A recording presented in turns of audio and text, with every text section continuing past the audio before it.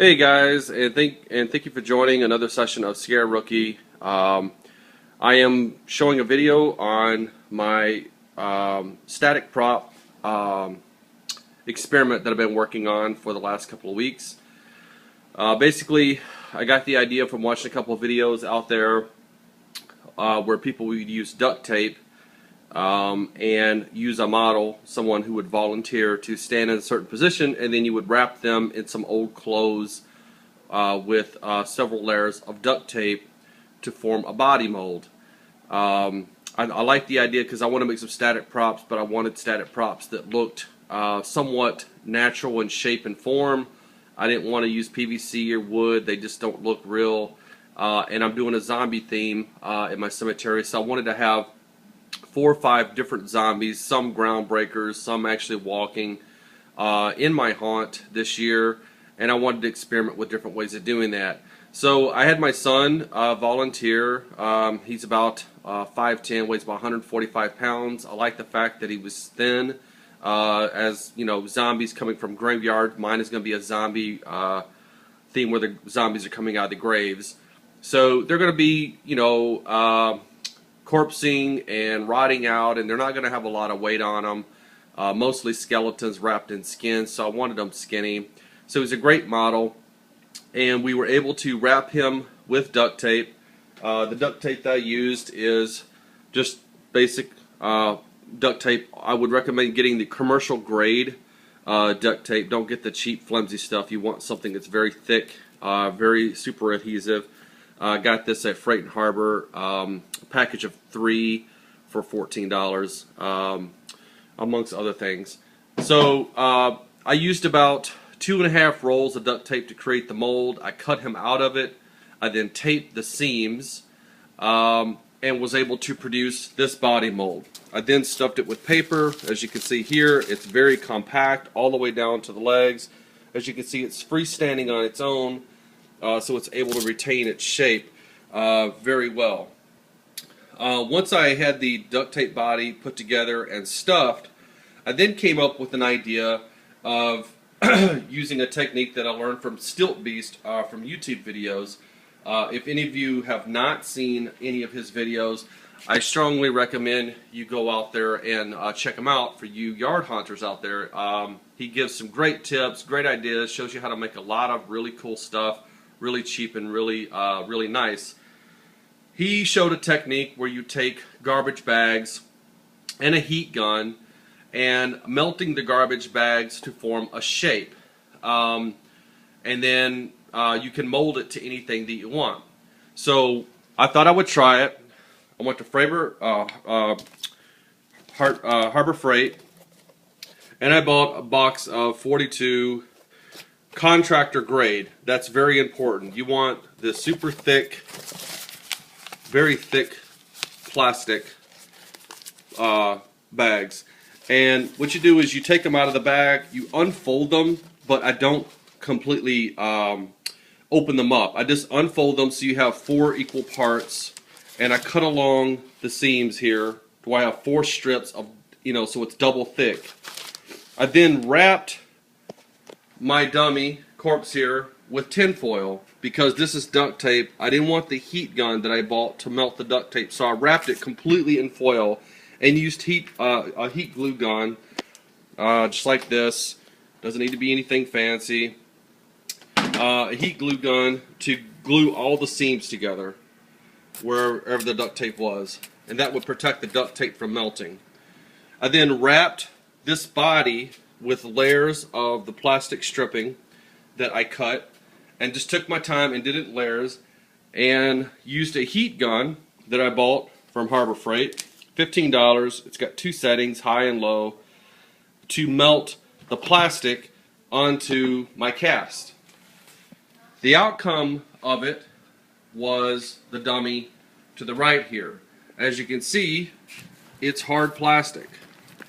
Very hard plastic. It almost kind of feels like a superhero costume or something is what you would have. But you can see it has the exact same shape as the tinfoil mold. So once I melted the plastic onto the mold, I cut it out. As you can see where the duct tape is, that's the seam where I cut the body out. peeled it off, put it back together, stuffed it with paper, and now I have a freestanding mold.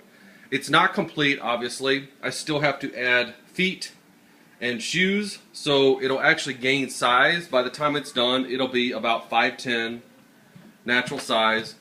It'll have hands, it'll have a head.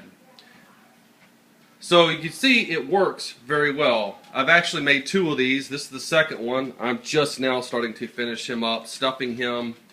But you can see the texture after it's melted. It's literally like very hard plastic. It holds its shape very well. So I think Stiltbeast, that's S-T-I-L-T-B-E-A-S-T. I'll put a link to his site on my video here. But you can see it's very strong. Holds very well, and it's waterproof, so it's very cool. I'll do a video later on as far as the actual technique, but I just want to show you the concept.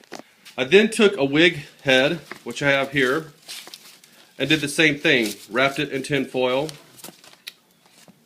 just like that. This is all torn up because I just did a mold, which is kind of cool. You just replace tin foil right back on it, and it's repaired, ready to go. I did it in layers.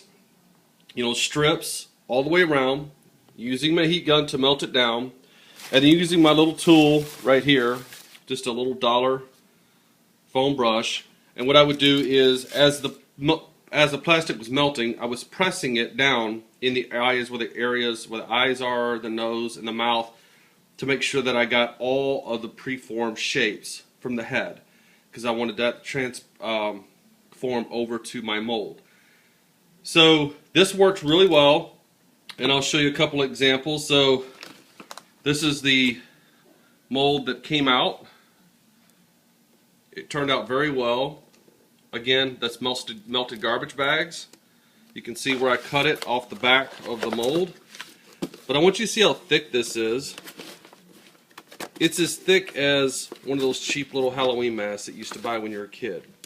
There's nothing in here. There's no stuffing in it, and you can see that it holds its shape very well. You can see the eyes, you can see the nose, you can see the mouth. And that's a good base for me to build off of. I can cut this out, I can add my own eyes, I can paint this, flesh tones to give it decay of skin. The great thing about the melted plastic is it actually adds its own natural state of decay. It looks like decaying skin.